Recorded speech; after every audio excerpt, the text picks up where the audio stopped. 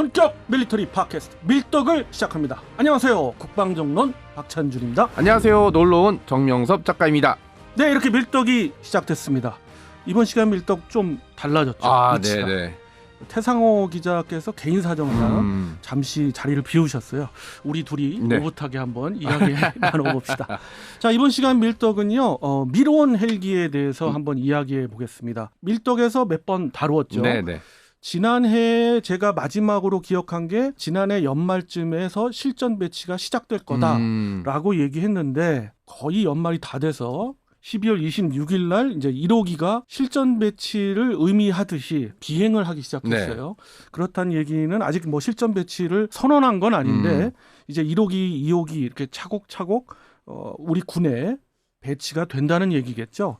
그래서 이번 시간은 미르온에 대해서 한번 이야기해 보도록 하겠습니다. 우선 미르온 하면 미르온이라는 그 의미, 어떤 의미를 담고 있나요? 그러니까 미르는 용, 그다음에 오는 백, 그다음에 많다 뭐 이런 뜻이라서 수리온이랑 이제 형제 기체니까 맞습니다. 수리온, 미르온 이렇게 형제 헬기라는 걸 좀 강조하기 위해서 이름을 붙인 것 같습니다. 그렇죠. 근데 형제 헬기라는 거는 이제 계열 헬기는 절대로 아니고 완전히 기체는 다르고 계열기라고 하지도 않는데 네. 제조사가 그렇죠. 똑같고 카이에서 붙여진 어떻게 보면 시리즈 형식의 의미를 담기도 하는 명칭이죠. 미르온. 이게 좀 잘 진 것 같아요. 복잡한데 처음에는 한 개의 기체를 가지고 여러 개의 용도의 헬기를 만들겠다라는 계획에서 시작을 했다가 계산서를 다시 돌려 보니까 이건 같은 기체로 만들면 좀 복잡하겠네 해서 계속 명칭도 바뀌고 복잡해지다가 결국은 이제 헬기 사업을 별도로 분리해서 공격 헬기 사업은 AHX라고 직도입한 아파치에게 맡기고 보조 용도로 LAH를 쓰는 용도로 만들었습니다. 처음에도 공격 헬기 형상을 시작했다가 여러 가지 이유로 지금처럼 소형 무장 헬기 이렇게 바뀌었죠. 해석 여하에 따라서는 달리 얘기하는 의견도 많죠. 그렇죠. 그런 것들은 이제 좀 알고 계시는데 우선 정 작가님의 의견이 이제 그렇고요. 뭐 어찌 됐든 이번 시간은 미르온에 대해서 한번 이야기해보는 시간 가져보도록 하겠습니다. 미르온 어떤 역할을 그러면 맡게 될까요? 일단은 500MD 조그만 잠자리라고 불렀던 그 헬기와 그다음에 코브라라고 불렀던 공격용 헬기를 대체하는 역할을 하는 소형 무장 헬기입니다.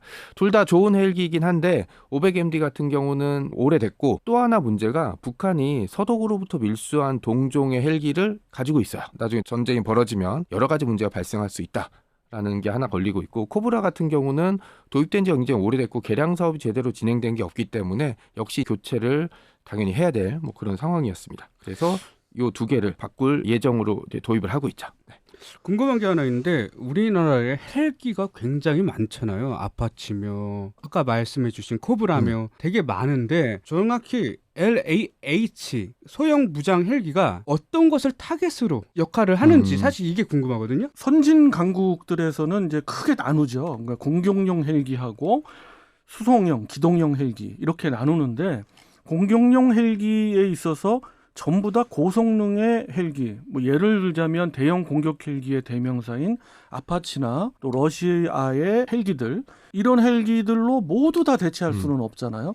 대한민국만 하더라도 지금 김 PD님께서 말씀 주셨듯이 수백 대가 넘습니다. 그렇죠. 한 700대 가까이를 운영하는 회전익기를 대량 운영하는 국가의 대표 국가입니다. 다섯 손가락 안에 들어가요. 그런데 공격 헬기, 공격을 막거나 무장 또는 위력 정찰을 맡는 이런 정도 수준의 헬기를 따져봤을 때도 전체 헬기 대수의 3분의 1은 차지합니다.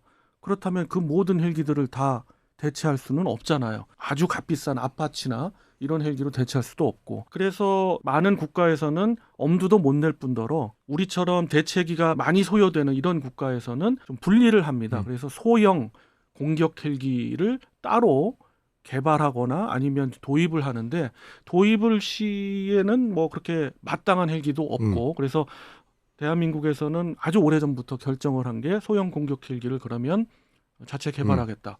물론 정 작가님이 말씀 주셨던 여러 가지 우여곡절이 있었어요. 뭐 전 시간에 미르온을 설명할 때도 그런 히스토리에 대해서 그쵸. 이야기해 드렸습니다만은 그런 복잡한 과정을 거쳐서 확정이 된 것이 그럼 소형 공격 헬기는 우리의 군단 이하에 있는 항공단에서 배치하고 있는 500MD나 혹은 코브라까지도 대체를 하겠다라는 게 기본 보관이 됐어요. 그래서 한 160여 대 비행 대대, 그러니까 헬기 대대로 따지면은 9개 대대를 교체할 거로 저는 예상하고 있습니다. 뭐 제가 답변하고 또 질문도 하게 되는데요. 네네. 또 하나의 궁금한 점은 바로 이 기체를 도입하면서 네. 군단 항공단에서 운영하면서 얻게 되는 이득, 어떠한 전력 상승 효과가 있을지 이것도 좀 궁금한데 이런 거에 대해서 한번 이야기 나눠보죠. 일단 주요한 부분을 말씀을 해주셨고 저는 이제 무장 부분에 대해서 좀 말씀드리고 싶은데 일단 천검 공대지 미사일 개발되고 있는 걸 탑재할 수 있고요. 그다음에 비궁의 공대지 버전도 지금 어쨌든 개발을 하고 있을 예정이니까 두 가지 무기.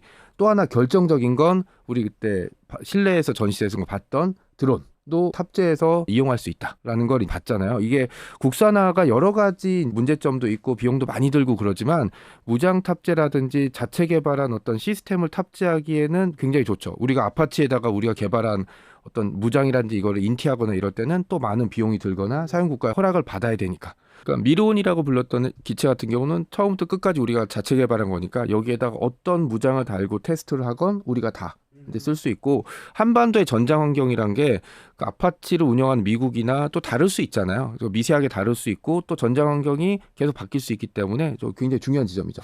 해외에 이런 비슷한 종류의 헬기가 어떤 거가 있을까요? 사실 공격용으로 만든 소형 헬기들은 좀 있죠. 뭐 남아공의 루이벌크, 그렇죠. 남아공만 운영하기 때문에 네. 수출 실적이 거의 없고요. 또 독일과 프랑스가 합작으로 만든 타이거 공격 헬기도 있는데 이거 역시 문제가 많아서 호주 같은 경우는 조기 퇴역을 결정했고요. 몇몇 수출은 됐습니다마는 스페인도 좀 별로 운영을 거의 포기하는 단계고 독일도 예상외로 빠르게 조기 퇴역을 할 것으로 생각을 하고 있습니다만 아마 제일 늦게 퇴역할 것 같고요. 프랑스는 결정을 거의 또 한 것 같고요.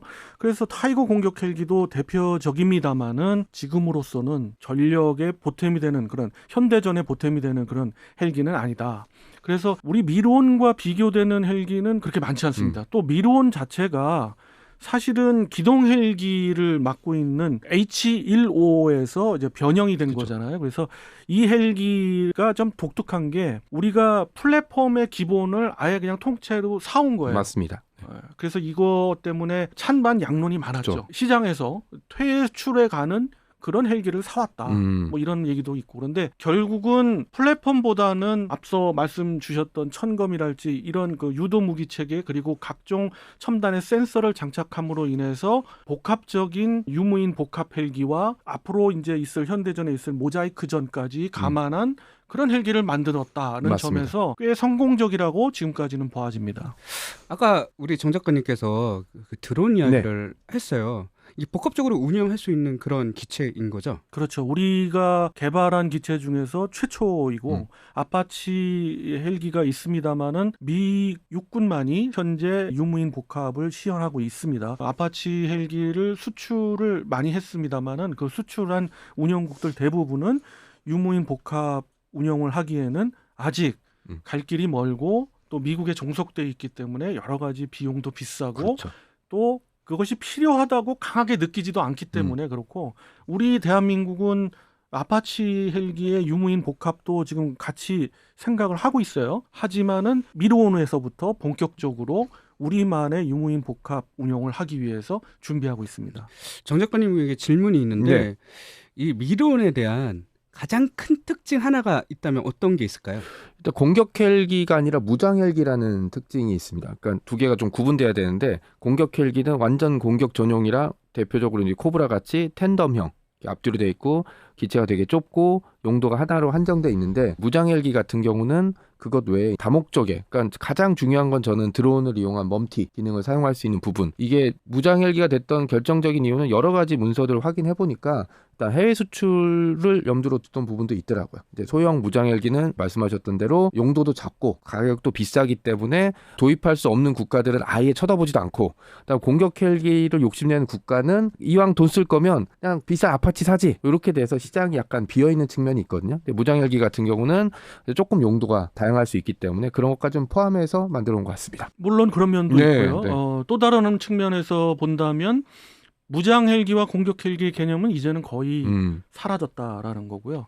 이것을 또 카이 측에서 많이 강조를 합니다. 그거에 대한 찬반론도 있지만 그렇죠.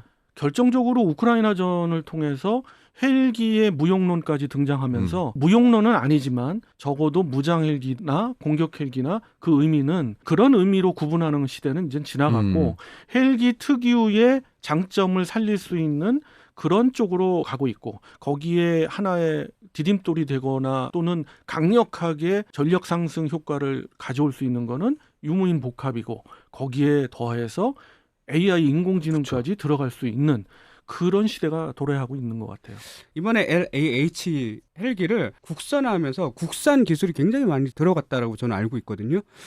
여기서 이것은 참 잘 탑재됐다라고 생각하는 그런 기능들은 어떤 게 있을까요? 사실은 미론에서 들어갈 수 있는 기술들은 각각의, 그러니까 항전 장비 각각을 따진다면 우리가 만든 그런 무장들이 있을 수도 있고 그렇지 않은 경우도 많아요. 그러니까 뭐 비율로 따지면 한 7대3 정도로 외산이 좀 많은데, 문제는 이러한 소형 공격 헬기지만 이 헬기에 이런 모든 것들을 통합했다. 그리고 그 통합할 수 있는 기술을 확보했다는 점에서 저는 가장 의의를 두고 싶고요. 유무인복합 말로 멈티 하지만 이 멈티 능력이 쉬운 것은 아닙니다. 그러나 앞으로 반드시 해내야 되는 것이고요. 이러한 그 첫걸음을 걷기 시작했고 그거의 첫 플랫폼이 바로 미르온이다라는 거에 정말 큰 의의를 두고 싶습니다. 마지막으로 한 가지 우리가 조금 자랑스러워할 수 있는 것 중에 하나는, 굉장히 우리는 헬기들을 많이 운영하고 있어요. 그렇죠. 500MD만 해도 처음에 도입할 때는 250대가 넘었습니다. 257대로 제가 알고 있는데 엄청난 양의 소형 헬기들을 항공단에서 운영해야 됩니다. 근데 이런 것들을 우리의 힘으로 할 수 있게 됐다. 그리고 외산보다 더 뛰어날 수도 있다라는 측면에서 박수를 쳐주고 싶고요. 나중에 9개 비행대대가 전부 완편이 되는 그날이 한 2031년으로 생각하고 있는데, 그때가 된다면은 앞서 이제 제가 질문드렸던 습니다마는 가장 큰 의의는 이제 군단의 작전 범위는 정말 넓어졌다. 그래서 우리가 예전에 뭐 군단이 10개가 필요하고 6개가 필요하고 이런 거를 넘어서서 이제는 군단 한 4-5개? 3개? 요 정도만 돼도 전방을 지킬 수 있게 됐다. 이런 또 의의도 있습니다. 마지막으로 궁금한 게 또 하나 있는데요. 그 미르온 헬기가 그럼에도 여러 가지 약점이 있다라고 저는 알고 있거든요. 이게 소형 헬기다 보니까 어떤 것이 있는지, 그리고 이것에 대한 해결 방안이 뭔지 좀 알고 싶어요. 일단 도입 과정의 혼란, 그다음에 계획이 계속 바뀌었던 게 좀 비난을 받았던 가장 큰 원인 중에 하나라고 생각하고 있거든요. 그러니까 우리나라 사람들 계획이 됐으면 이 계획대로 가야지 이게 있는데, 이걸 했다가 안 했다가 이걸 바꾼다가 안 했다고 했고, 그다음에 마침내 H155 기종이 유로콥터에서 단종을 했다. 그러니까 우리가 단종한 걸 비싸게 사와서 삽질하는 거 아니냐, 뒤처지는 거 아니냐, 이런 얘기들이 있는데, 저도 일부분 그런 생각 가지고 있다가 이 생각이 좀 달라진 게 재작년이었나요? 에어쇼에서 헬기 기동하는 걸 보고 실제 기체를 실내에서 봤잖아요. 보고 생각이 좀 바뀐 게, 일단 굉장히 잘생겼어요. 예, 굉장히 헬기가 잘생기고, 그 다음에 뭔가 섹시하게 빠지겠어. 그러니까 저는 그냥 조그만 헬기 있잖아요. 그냥 500M짜 조금 큰 정도, 이걸 왜 굳이 비싼 돈 들여서, 이 생각을 좀 가지고 있다가 비행하는 것도 보고, 그날 날씨가 안 좋아서 다른 비행이 다 취소됐는데 이게 미로만 떴거든요. 저는 에어울프가 나타난 줄 알았어요. 약간 그런 것도 있었고, 그 다음에 실제로 가서 멈티가 가능한 드론 무장이라든지 이런 걸 보니까 생각이 좀 많이 달라진 지점들이 있고, 그 다음에 국산화라는 게 항상 좀 그런 문제들이 있거든요. 처음 걷는 길이니까 이런 문제들은 앞으로 일단 결정이 됐으니까 지켜보는 게 가장 좋을 것 같습니다. 저는 박 의원님한테 또 하나 궁금한 게 있는데, 자꾸 마지막이라 해서 결국은 이게 생존율에 또 직결돼서 이게 가장 중요한 것 같아요. 과연 이게 방어 능력이라든지 생존율 관련돼서는 좀 어떤지. 아까 말씀하신 단점하고 이제 연결이 되는 부분이에요. 단점 중에 가장 큰 것은 바로 그거 같아요. 소형 공격 헬기의 태생적인 한계죠. 방어력 그 문제인데 그건 어쩔 수 없는 것 같습니다. 그렇지만은 방어력이 좀 튼튼하다고 해서 또 강하다고 해서 반드시 좋은 헬기다라고 볼 수 없는 것이 우크라이나 전통에서 드러났지 않습니까? 그리고 그것을 해치하기 위해서 많은 탐지 장비, 먼저 위협을 탐지해서 제거하는 그런 방어 장비들이 많이 들어가 있어요. 수리온에도 굉장히 충실하게 들어갔습니다만은 이 미르온에서도 상당히 충실하게 들어가 있습니다. 그걸 해치하기 위해서. 그래서 조금은 그 부분을 염려를 좀 거두어셔야 될 것 같고요.